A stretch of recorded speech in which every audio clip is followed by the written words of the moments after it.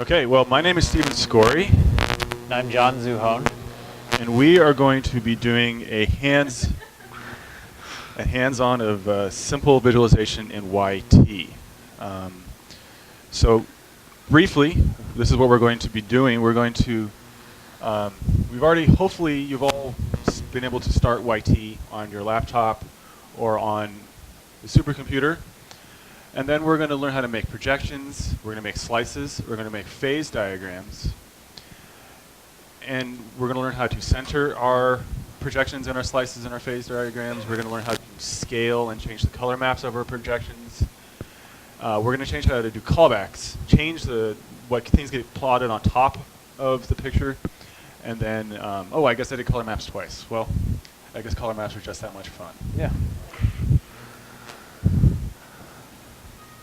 So, since we are going to be doing a interactive plotting session, I would like to make sure everyone can make sure that YT starts up for them, because we're actually going to take the time to make pictures. We're not going to speed through slides.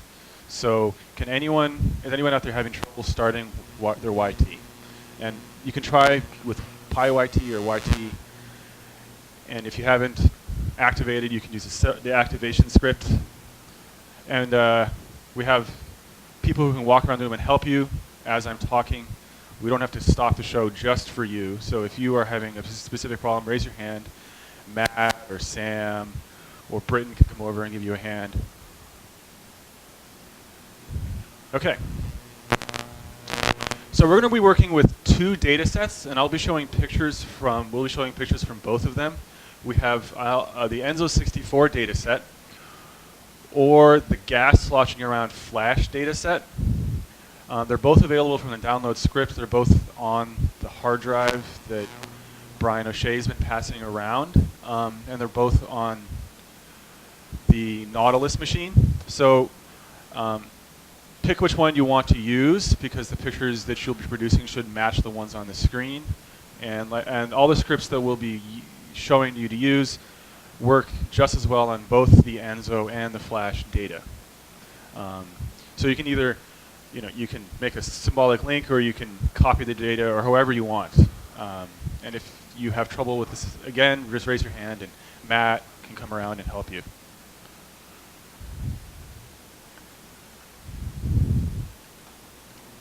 Okay. So we're going to start with a very simple projection. Projections are simply when you have a box, which we can see with my XYZ axes, and what you're doing is you're looking through the whole box and adding up what you see on the field you care about and producing a 2D image. And if you're wondering why there's this frowny face,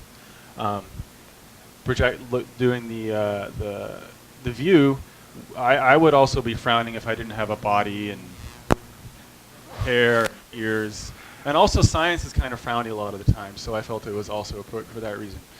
So just like we saw with Britton and Matt's talk, every script starts with from YT mods /star. And so I actually want you to type out this script into a text editor, because we're going to be building on top of this script. So I don't want you to do this interactively, because we're going to take the script, we're going to save it, and then we're going to run it and see what we get out. And then we're going to edit it like 6 or 7 more times before we're done with this particular text file. So I'd like you to copy out, and we see that line 3 here, we have a choice of the Enzo data, which is redshift output 006, or the Flash data, which is sloshing, Nomag, HDF5, and then all the way to 150. If you want your pictures to match me, you need to use the redshift 6 from the Enzo data, or 150 from the gas sloshing Flash data. Enzo 64.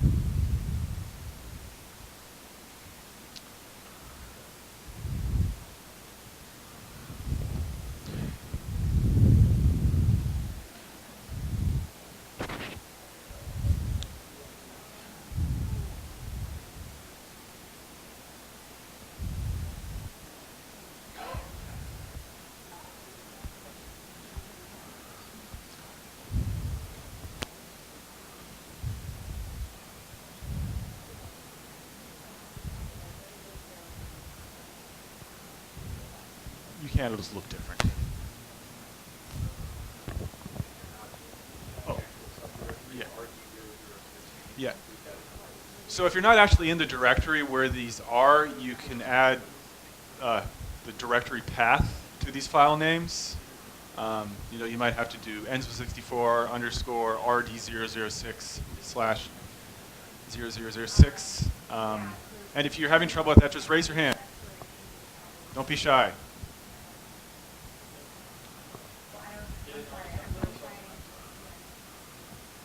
Does anybody have any problems getting to the data, you think, over here?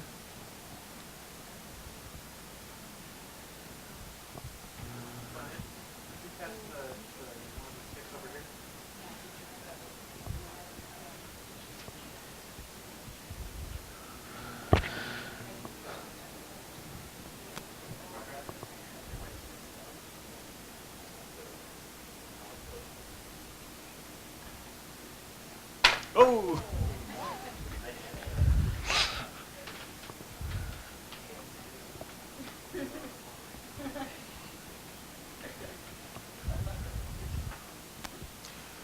So while you finish typing this in, what we'll be plotting here is on line 5, we're adding the plot collection, which Britton mentioned before.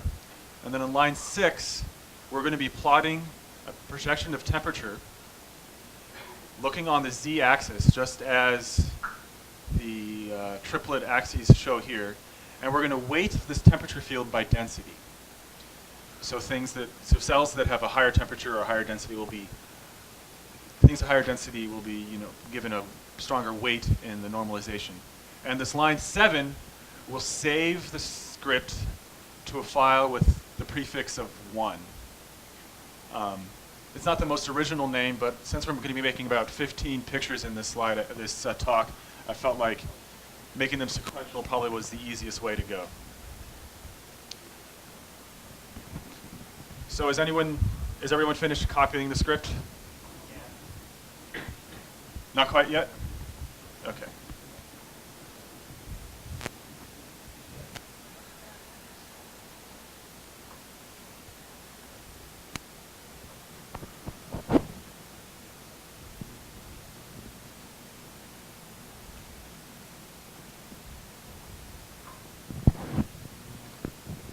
For those of you guys that are looking at the Flash data set, just keep in mind what we mentioned earlier, that even though the Flash data set contains standard 4-letter names like dens and temp, that YT has aliases for most of the common Flash fields. So temperature will alias to temp, density will alias to dens.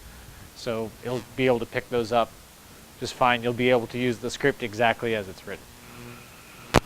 Yes.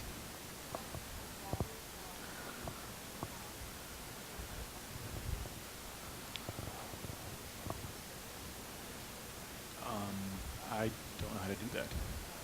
Matt might know. She doesn't want one to be prefix, she wants it to be a suffix, like before the ping.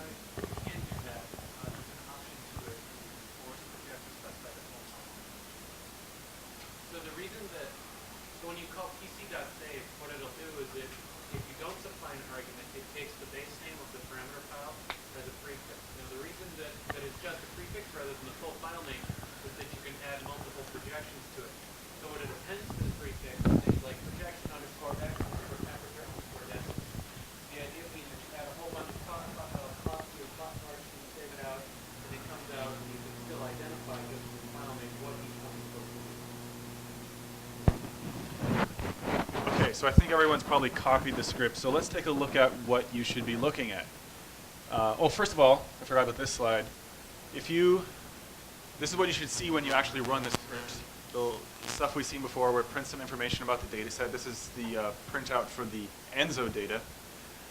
And what's important here is, and there's actually happening projection, is it's actually, you can see below it says, in grid, ENZO grid or flash block, created plot collection, and then you can see it's actually going through the hierarchy. I think the grid data has 6 levels, the flash data has 6 levels. Yes. So yes. if you're using the flash, you'll see 6 projecting levels, or 7, and in ENZO you have 5, 0 through 4. Yeah. You can continue. I should point out that the standard in YT is to start with the minimum refinement level at 0, whereas in flash data you're used to thinking of L refine min, the minimum refinement level as 1. So it's actually a 7-level data set, but it's going to run from 0 to 6. And at the very bottom, you can see the name of the file that was saved. And so this is what it should look like in Enzo. And you can see the name of the file at the top. And you can see that we have the temperature bar on the right in kelvins. And this shows the full box. And it's the cosmic web of temperature. You know, the largest halos are very warm. And let's look at the flash. Again, we have the temperature plot on the side, and it's, you know, compression waves and so forth. I'm sure John will say more about this. Yeah, I mean, so what you should see here is you have a spiral-shaped cold front, basically where there's a temperature discontinuity. You can see the Kelvin-Helmholtz ripples sort of along the side of it there. And it's going to be also in log space, except that here the temperature range is a lot smaller than the cosmology data set we just saw, so there's not a whole lot of contrast there. But how many? Go ahead.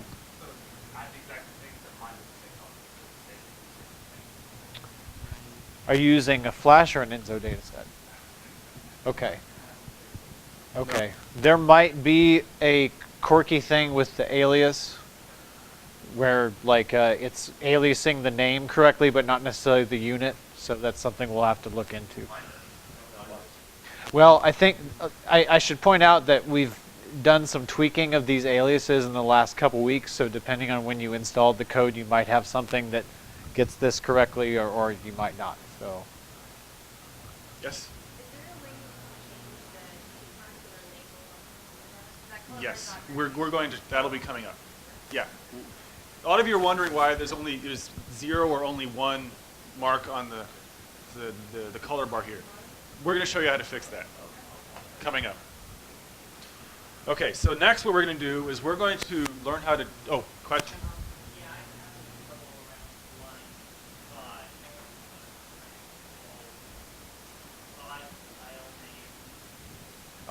Matt or Cameron, could you take a look, please? Okay. So this next thing we're going to do is we're going to take the same script we just ran and we're going to modify it in the following ways. I've highlighted what you should change. And so I've added the line where we're finding the max density, which returns 2 things. It returns the value of the maximum density, which is the V, and it also returns the location of the max density, which is the C. And then we're going to go to our plot collection and we're going to tell our plot collection where we want to center on. Plot collection will default to the max density already, but now we're just going to default to the max density by hand. But it's still informative to do it this way. And at the bottom, I'm changing the name, the prefix of the file we're saving to 2, so we don't overwrite what we just made. So you can go back and look at the pictures you made in the past to see how things changed.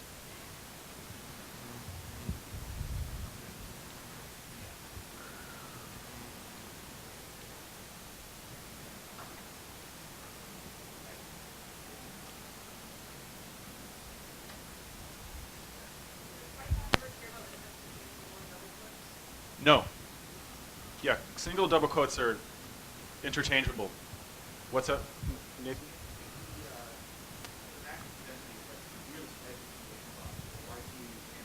Yes. Yes. In fact, that'll be coming up for when we do the minimum of temperature.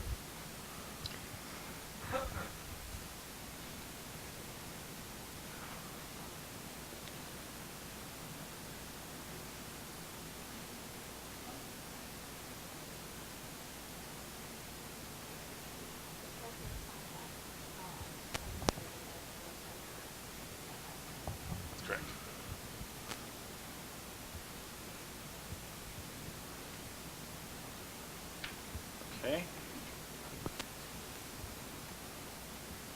So let's take a look at what we get out.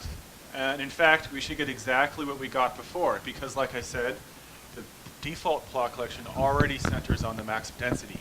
So these pictures should be exactly the same as what you saw before.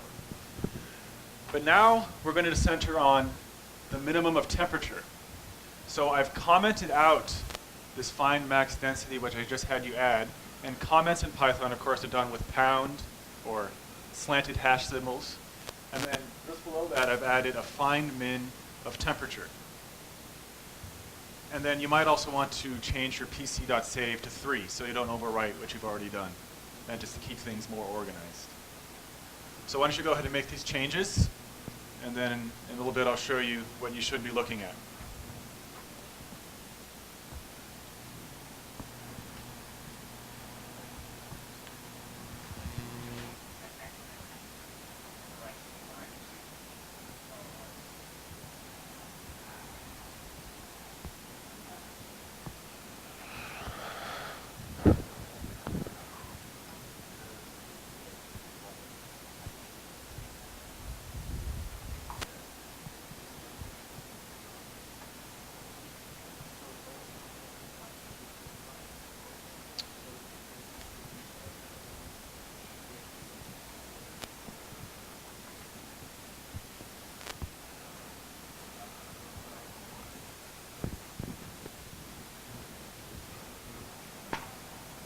So just as a quick note, a couple people have brought this up. So with, I think maybe 10.6, Apple stopped shipping readline. And so you might want to type the command pip install readline, R-E-A-D-L-I-N-E, if you're on OS 10 and you're having problems with like command history and tab completion. It will install into your Python 1 into the Y2 directory. This is actually on the website. There's a back section. So if you didn't pip install readline, you can find this on the website as well. Okay. So this is what you should be looking at. If you're doing the Enzo data set, you notice that we're no longer looking at we're no longer centered on the most dense point. We're centered off, you know, maybe in this void or something like this, where the temperature of the gas is very low.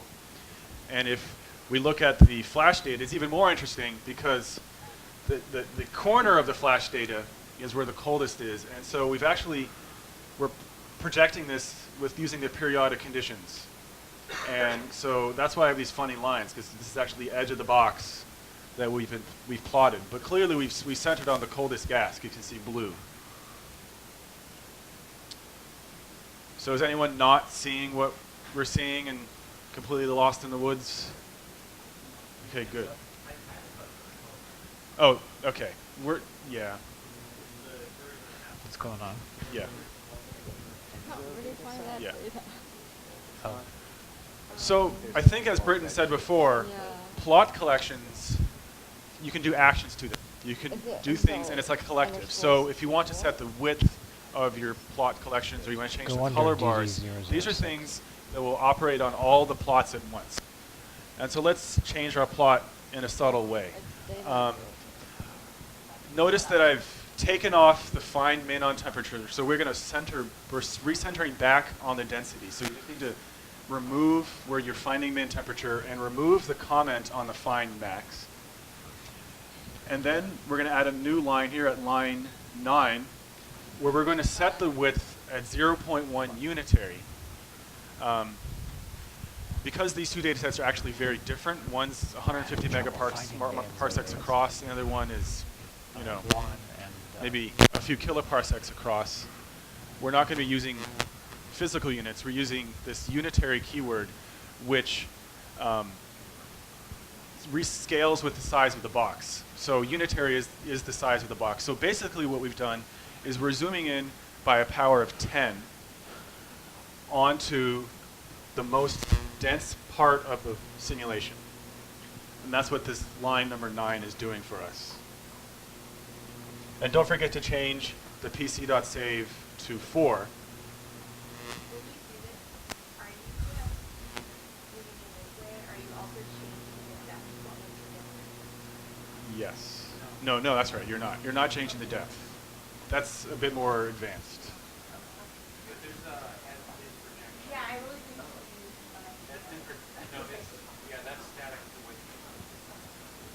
So It only changes the visible field. So now we're looking at like yeah, a column. yeah. So what Christine just asked, for those who didn't hear, is what we've done is we're not making the box smaller. We're just we're turning it from a box into a pencil beam. So we're still adding the full depth of the box, but we're just looking through a pencil beam as opposed to the full box.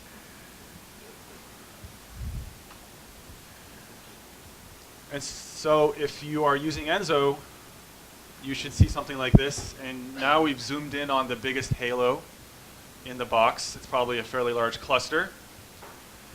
And if we look at the flash, you should see the center of the flash simulation, which has all this great gas sloshing around. And you'll notice that, well, it's actually, you can't actually notice, but the temperature bar has changed. But since the temperature range isn't very large, there's no numbers on it yet. But we're going to show you how to fix that. Don't worry about it. It's coming up. So now we're going to change the color map. The color map, of course, is the colors that are depicted on this temperature bar. And if you want to know what color maps are available, I've shown you a web address right here on the top where you can look at examples, or you can just type in your favorite search engine, matplotlib color maps, and it should be the very first link. We also have 3 custom ones. The default one, which is what it's been taken out as so far, which is called Algae. Another one called Kamai, K-A-M-A-E, which is also a nice one for line rendering. And then there's a third one that I can't remember the name that comes from an Astro PH paper that proposed a new color map about 6 months ago. Yeah, they're in the documentation. And so to change the color map, you can see on line 10, I've added this pc.setCmap, quote, poo-or, which if you can guess is purple-orange. And then, of course, don't forget to change the pc.save to 5. Excuse me? Excuse me? Oh, it should be a 2. Yeah, that's a typo. It should be a 2 here, not a Z. But you can actually put a letter Z with quotes around it if you wanted here. So either quote Z or number 2. That's a typo though. Quote Z is identical to 2. So when you have projection direction, because this right here, this is actually a typo. Yeah. Yeah, you can either do 0, 1, or 2, or you can do quote X, quote Y, or quote Z. Yeah.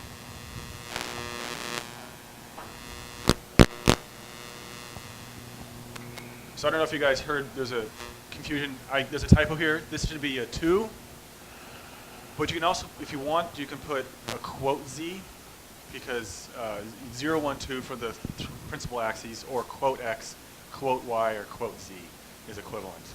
But without the quote, or not being a 2, this is a typo. So let's take a look at what we get. And with Enzo, we get the same sort of thing. We're looking at the inner cluster, but now our color map has changed to purple-orange. And with Flash, again, we have a different color map. So that's a lot of fun if you like the color maps better. So now let's actually fix the color map so we can actually see the labels. And this will fix our label problem on the Flash data. And so on line 11, I've added this command called pc.setZlim, where the first 2 items are the temperature range over which I want to plot. And then the nticks tells me how many, between that range, how many places on my color map will values be ticked off and marked. And then again, don't forget to change the pc.save to 6. And you want us to change the width as well? Oh man, that was a typo. Don't change the set width. A confession, I started doing this using only the Enzo data, and then I switched to using the Enzo and the Flash data, but I forgot to change this. So I'm very sorry, that's an error. Don't change the PC set width. Or else if you do that on the Flash data, it'll be a little postage stamp in the center. Yeah. It won't look like much.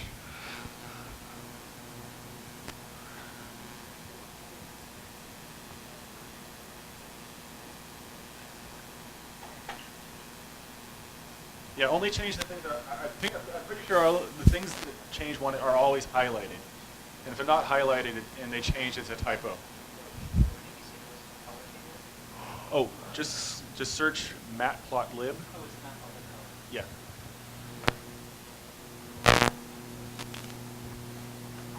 Okay.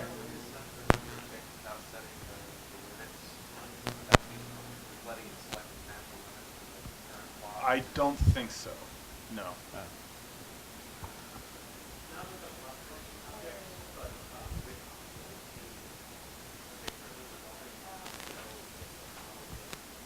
Yeah. The block collection is, It's kind of dumbed down a little bit. Yeah. So let's look at the Enzo one first. And one thing we'll notice, oh, the colors don't look great on some of these projectors, but because the temperature map, the temperature range for the Enzo data is so wide, you notice that outside the center of the cluster, the temperature is actually saturated to the bottom of the color map. It's just this single color. And so this is not a really good temperature range for the Enzo data. But it's still instructive to see that if you set the temperature range incorrectly, you'll see these saturated regions where there's no detail coming out. And that's a way to know that you've picked a bad range for your ZLIM.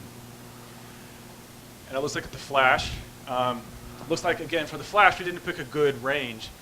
But you can see now that on the flash data, at least there are ticks showing you what colors correspond to what temperature, which we didn't have before.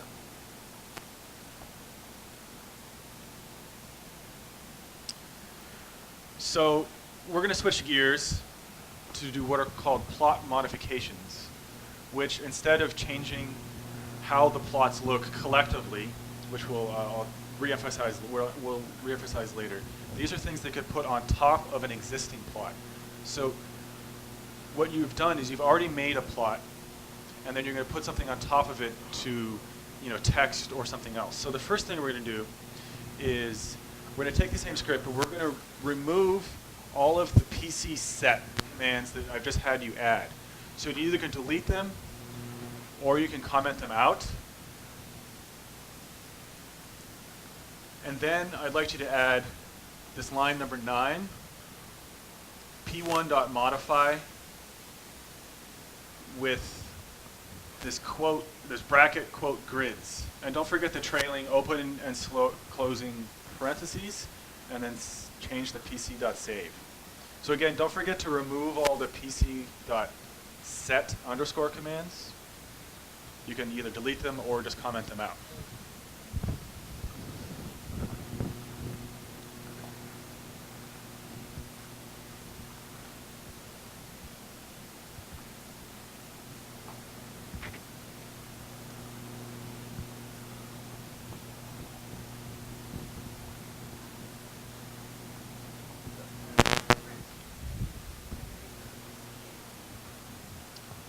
Oh, okay.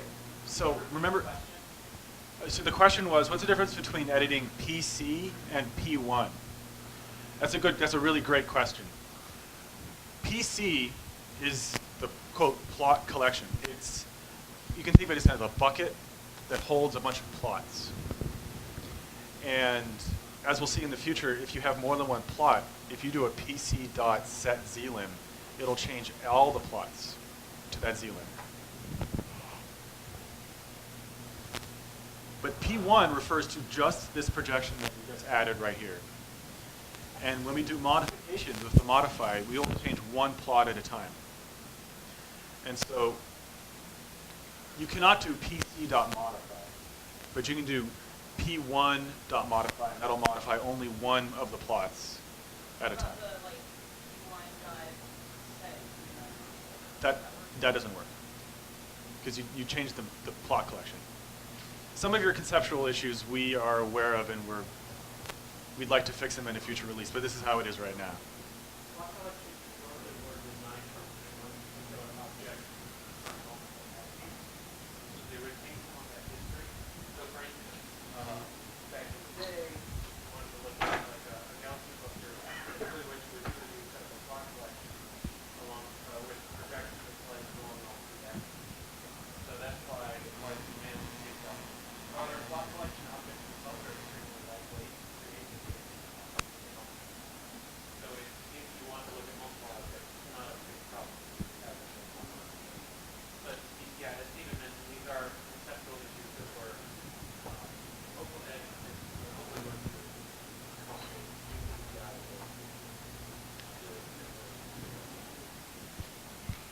So if you've done the ENSO data, you should see something that looks like this. And what we're looking at here is location of all of the grids in the data set have been drawn boxes, or they have had added boxes around them. So that's useful. And similarly for the flash data, the blocks are shown with black lines.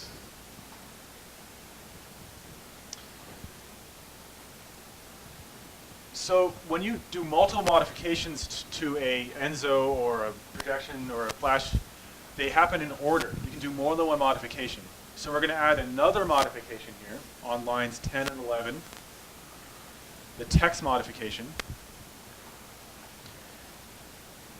And again, remember to change the pc.save line to 8 so we don't write over our old figures. Line 10.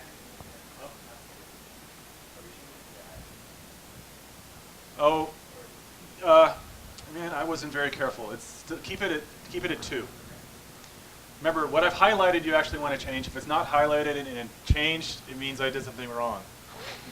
And I should be given dirty looks by Matt. So only focus on the highlighted stuff.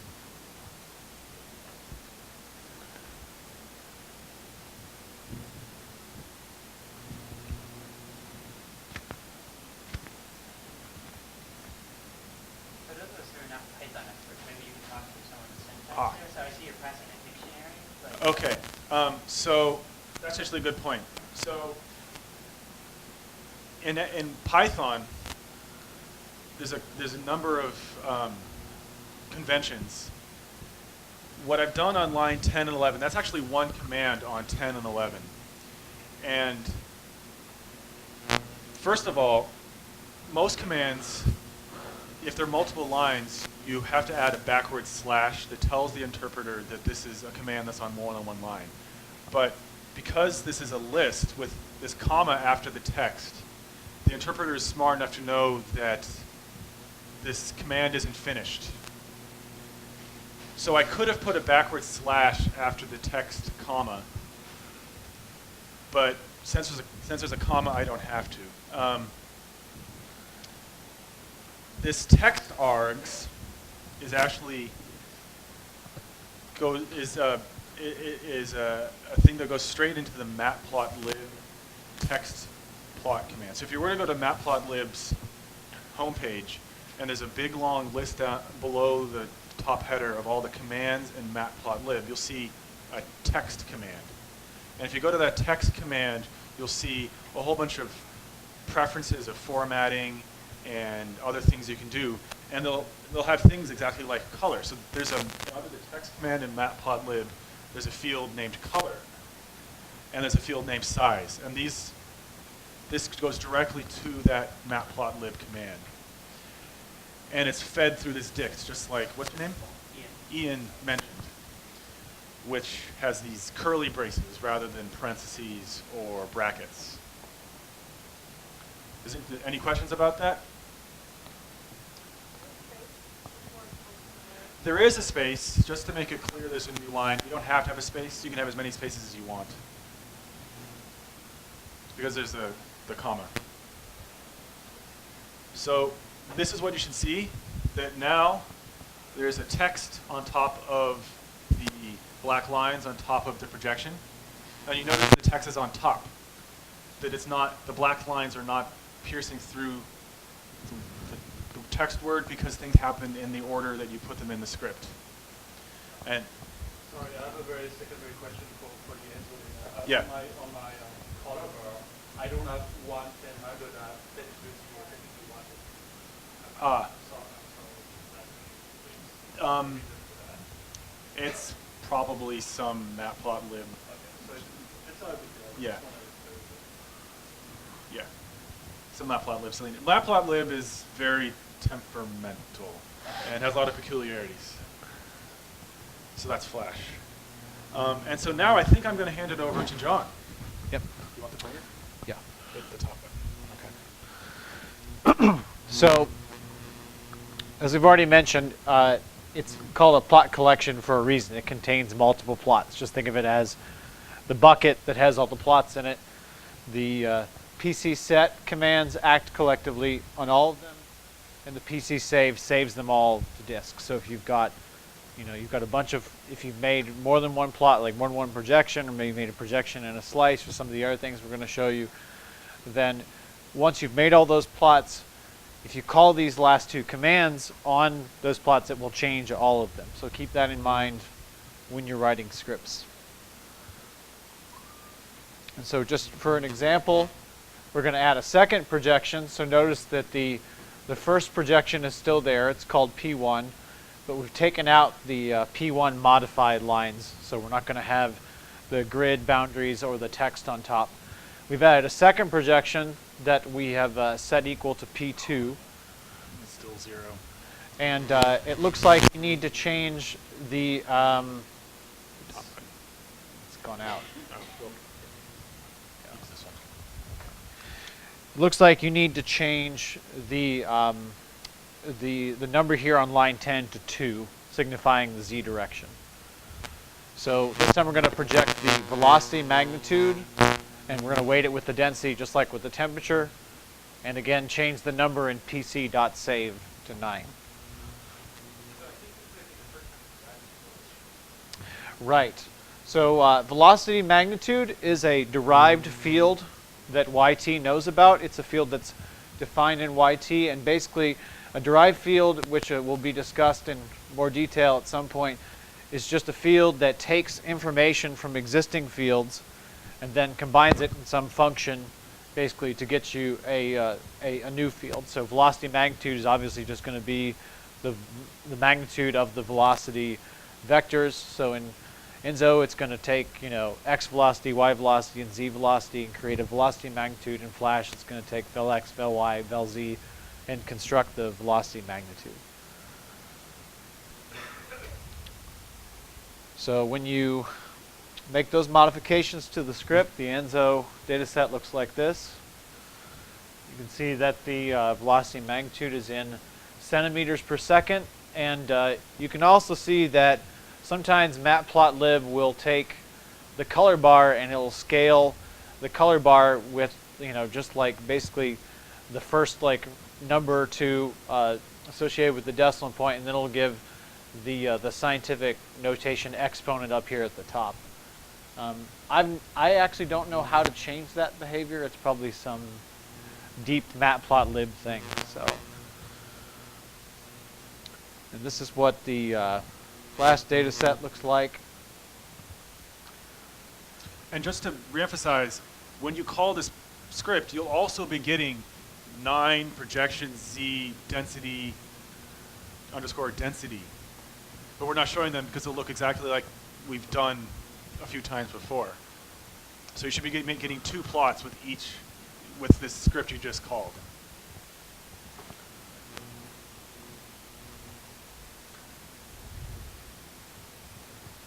So now that we have 2 plots in our plot collection, we're going to go back to the PC set commands. We're going to go ahead and we're going to add back a PC set with command. So we're going to set it to 0.1, and then after the comma it's unitary, so it's just going to be 1/10 of the size of the simulation domain. And then again augment the pc.save command.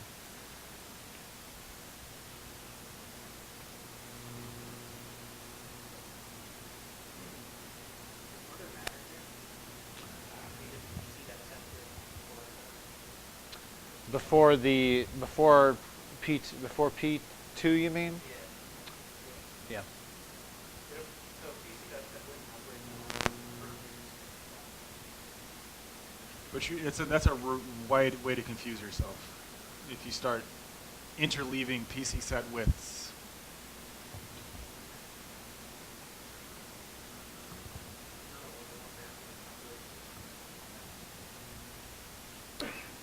So when you reset the width, the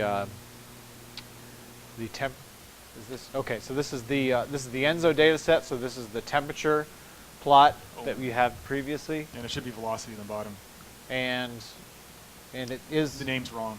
okay. So this should say projection X, velocity, magnitude, density, but this actually is the velocity plot. So this is what you should see for the zoomed in data set for the velocity plot. Does everybody get this, or? Okay.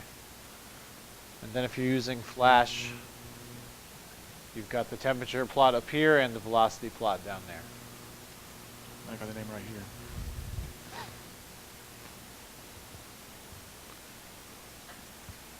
Okay. So let's just give a brief review of the basic important things we've talked about so far. So the plot collection, if you just call PC equals plot collection PF, it will default to center on the densest spot. And this is, you know, the gas density. So maybe you've got dark matter in your simulation and you want to default at like the dark matter maximum instead. You'll have to use the pf.h, the find max that we talked about earlier, and call it on the dark matter field instead of the density field, or the temperature minimum, or whatever. You can add plots to the plot collection, and then you can call these PC set actions on them, and it'll add it onto every, and it will call that action on every plot. And as we previously mentioned, it will call the action onto every plot before you called the method pc.set. So probably just for the simplest thing and the most straightforward thing is to make all your plots first and then call the pc.set so you don't get confused. And then every time you add a plot, if you save it to like a plot variable, so you have like a plot object P1 or P2, then you can call plot modifications, those callbacks, to operate on single plots. So you can add the grid boundaries and the text and some other stuff. Okay? So now we're going to go from projections to slices. And I think what you can do is that you can delete the lines that talk of everything that went below the plot collection, and you can delete them or comment them out and replace them with this line 5, pc.add slice of temperature in the z direction, so 2. It looks like you need to make sure that you have this line here showing the pf.h find max density, since I think we removed that at some point, or maybe we put it back in. So just make sure your script looks like this. It's probably best, you know, well, depending on whether or not you want to delete the lines, or if you want to keep everything in mind, you can just comment them out. And also go ahead and augment the pc.save again. Oh, right. So remember, a projection is a projection like through the domain along a certain axis. Axis is basically a line integral, you know, at each point. And a slice is just like an infinitesimally thin, like, slice of the data set, basically. So you've got, as you can see in the little cartoon here, you've got your simulation domain, but you've got a coordinate along the z-axis in this case, which defines a plane, basically, in the xy plane that you're going to get a slice of points in.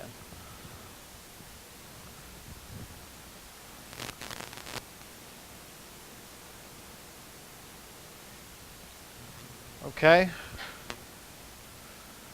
So is everybody ready for me to move onto the picture? So if you have the ENSO data set, it should look like this.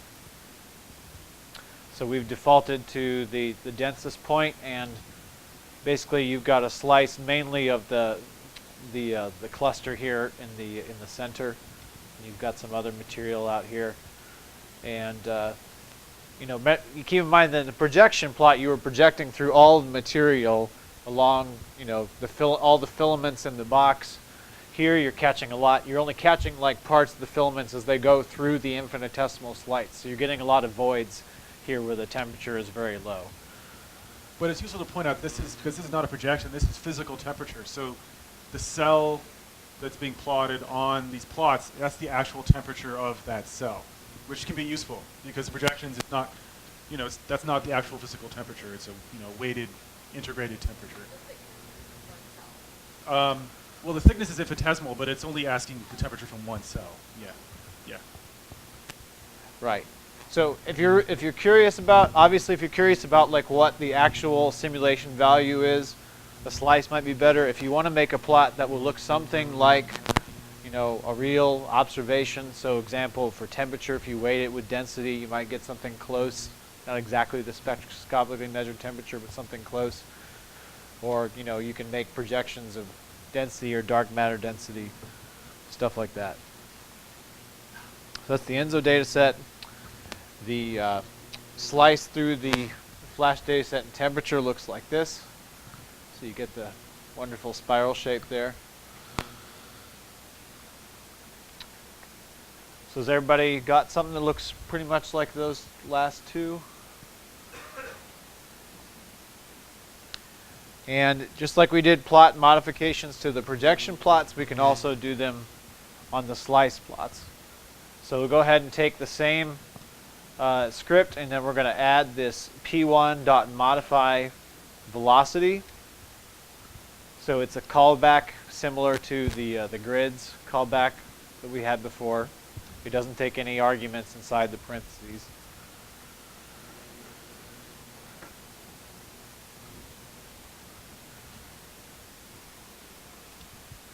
And update pc.save again.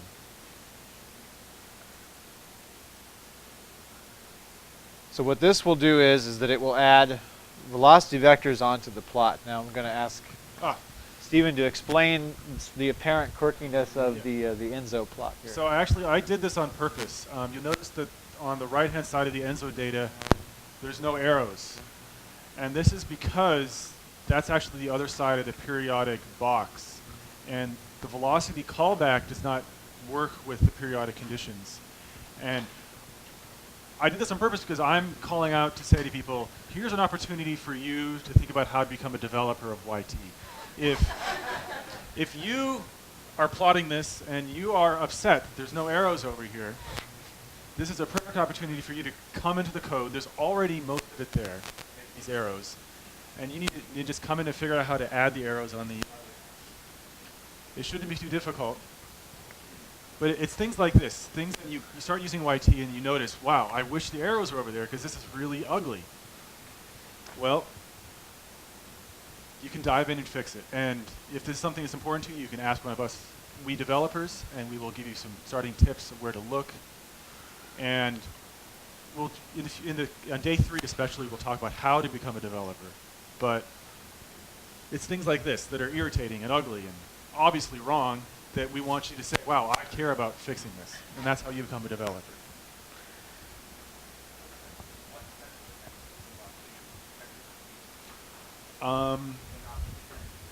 What sets the density of the velocity vectors?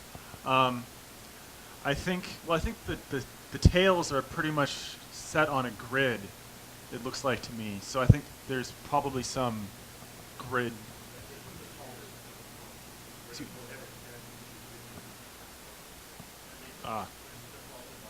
Yeah.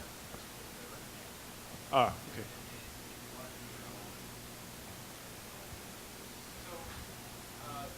Funny story. J.C. Pesci actually, his first patch to YT was to add a human scene. It's funny that Stephen brought this up as development because it was how J.C. does work.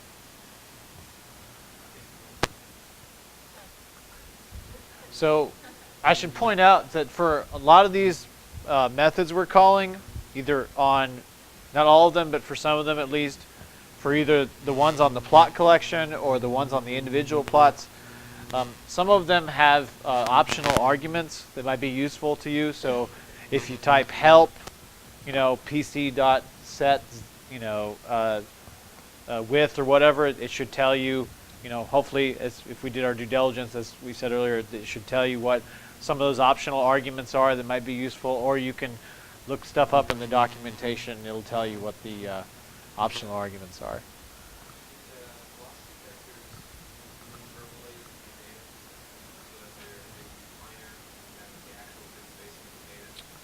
That's a good question. He's asking if the velocity vectors interpolate the data so that they can be finer than the grid structure. So the way that it's entering the velocity vector is that we're seeing the filtration process in terms of dimension. What it does allows us to make these as small as we can. And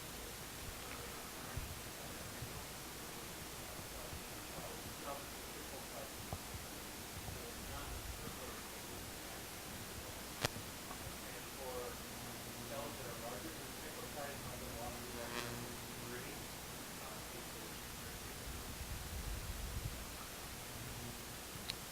Okay, so this is what the velocity plot looks like for the flash data set. So you got a little spiral pattern there again.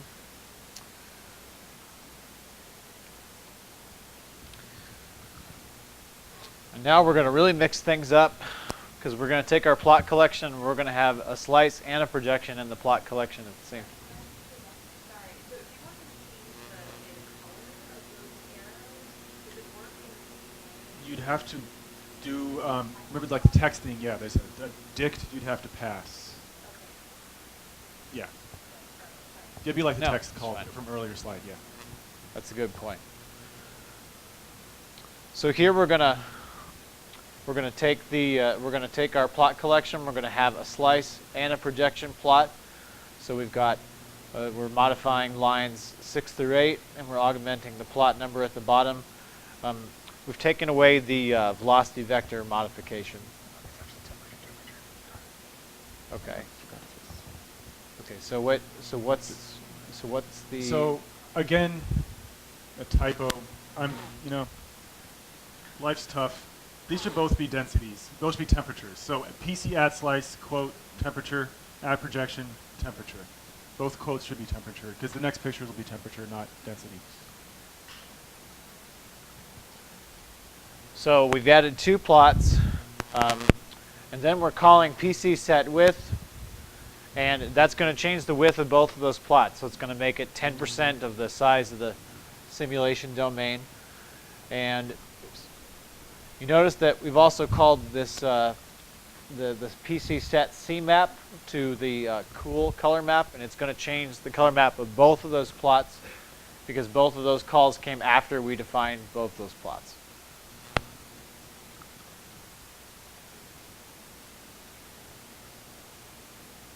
So when you look at the ENSO data set, we've zoomed in on that cluster. So the top left is the projection and the bottom right is the slice.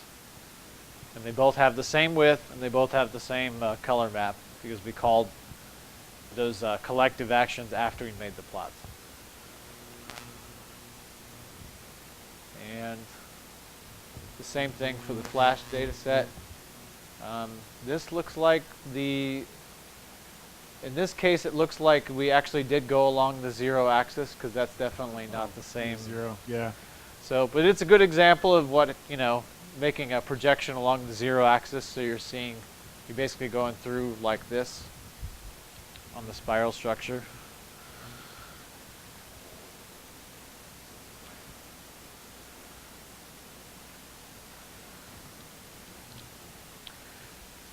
So just a brief review of the last stuff we looked at.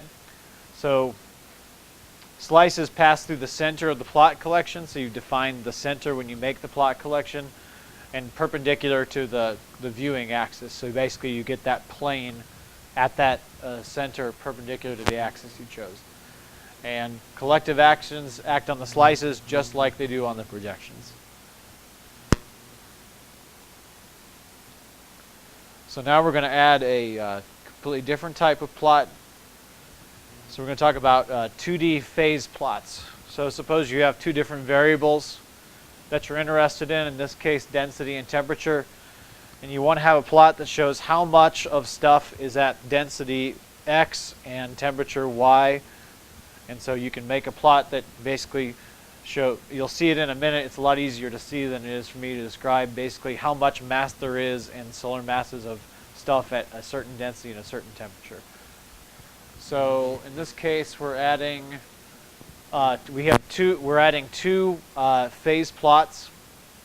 this is add phase sphere. So in this case, you need to just get rid of all the stuff for the slices and the projections that we typed earlier. And the arguments in here, I'll just step through them one by one. It's the same arguments for the first two except the last one.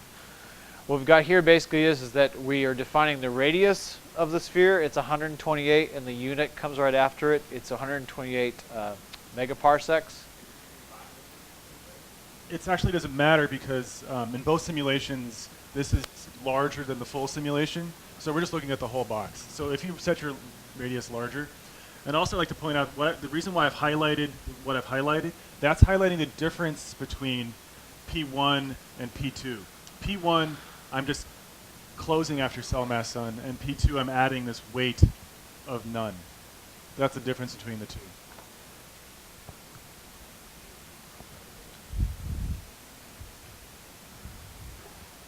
So the next argument here on line 6 is something, if you're not familiar with all the ins and outs in Python, this thing in the square brackets is called a list. And it's got a list of the field that you want on the x-axis, the field that you want on the y-axis, and the field that's going to be associated with the color map. So we have gas at a certain density, at a certain temperature, and the color map is going to be the mass of that gas at that density and temperature within this sphere in solar masses. And then, as Steve was just mentioning, the second plot here is the same thing except that we've added a weight of none, and that's important because the default weighting. So your weight. So you can put whatever you want in this third field. Some things may not make as much sense, but the default weighting for the phase sphere is the cell mass in solar masses, actually.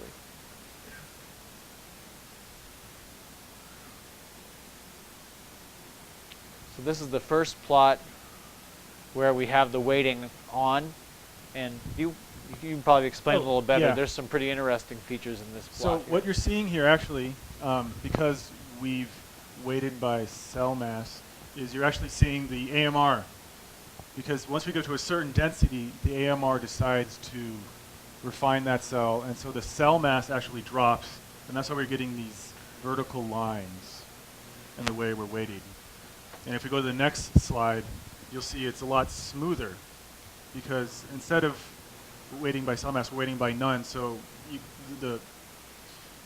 basically what you're doing is you read the plot differently. So the first plot, because we're weighting by cell mass, is we're saying if we have a density and we have a temperature and we go to the cell and then we read the color off the color map, that tells us what the cell mass is.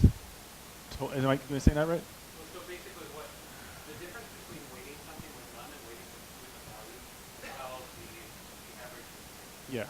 So if you weight it with none, then what it does just sums up that entire quantity you have. But if you supply it a value by which you wish to average it, then what it does is multiplies each value by that quantity, it sums them all up, and then it sums up that quantity in that bin and then divides it. So it's essentially an average versus accumulation. Here what he's doing is he's taking the average of the cell mass as a function of density and temperature. But the thing is that because of the way the adaptive mesh chooses to refine, there's some degeneracy there. You'll reach essentially some cell mass peak at which point it refines, and so it bumps on. And this is not necessarily this is, I think, not the way to view the distribution of mass. Whereas the second one, if you skip to the next one, he's showing you how the mass in the entire simulation is distributed. So each cell corresponds to the total amount of mass in that bin. You can actually see the distribution. Most of the mass is between 10 to the minus 29 and 10 to the minus 7, and it's all between 10 to the 6 and 10 to the 7. So it's essentially the difference between an average and density. Oh, if I wanted to take like in my calculation, for instance, if I wanted to look at the density, temperature, average each two fractions, then I would want to take the average rather than the accumulation. Or if you want to do the density, temperature, and average velocity as a function of density and temperature, you weight by cell mass, because it doesn't make sense if you sum up the velocity in every single thing.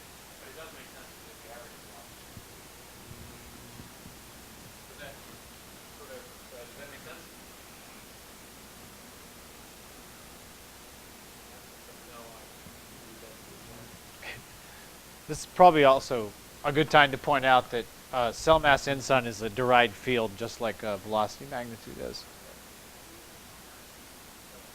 If you don't specify an argument to it, then it will by default take average as a function of cell mass. But you can also do it by cell volume, for instance. There are other ways. How many minutes do we have left before the next?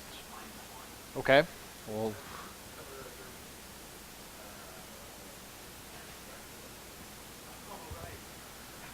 okay. So we've got a number of slides left, so we'll probably pick up the pace just slightly, but not too much. So this is what the flash data set looks like.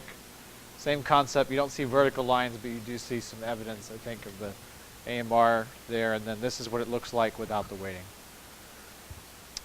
And this is essentially the same thing we had before. Why don't we just skip over this and we just Yeah. make a talk about it? Yeah, you can make this is essentially what you did before. You can make the same kind of callback on a phase plot as you did the projection earlier. You can add text.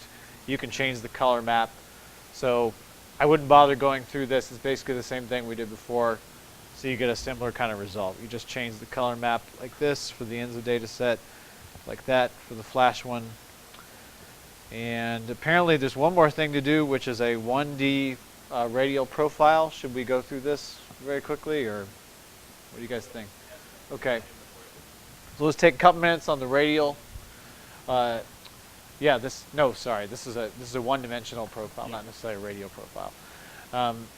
So instead of having a phase plot, we're adding a profile of the same quantities, density and temperature, and the weight. We're going to weight by the cell mass in solar masses. So basically we have a sphere here again. We have the radius of the sphere. The units are unitary, so basically taking a radius from our center point at the highest gas density and taking it out to like half the size of the simulation domain. So this is the only plot we're going to have, this one right here.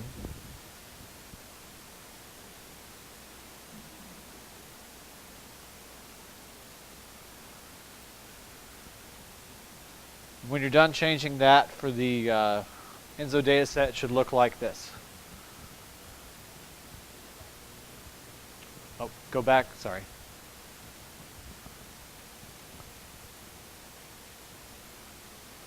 this one also default to weight by solar mass? Yes, I think so. That's correct. The question was, what does the weighting default to? And the answer is it defaults to cell mass M sun. So this will give us the average weighted by cell mass temperature as a function of density in the large sphere centered around the densest point, which is what you have for the ENSO data set in this plot right here. And for the flash data set in that plot right there. And with that, we're done.